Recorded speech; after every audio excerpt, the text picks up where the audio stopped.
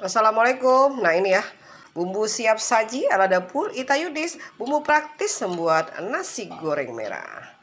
Kangen nasi goreng wong Palembang? Nasi goreng merah yang rasanya lemak nih ya. Nggak perlu ribet. Nih ada bumbu siap saji, praktis sekali. Caranya tinggal didihkan bumbu ini ya seperti ini. Lalu kita tambahkan nasi ya. Kita masak seperti nasi goreng biasa ya, sampai dia matang dan benar-benar rata ya.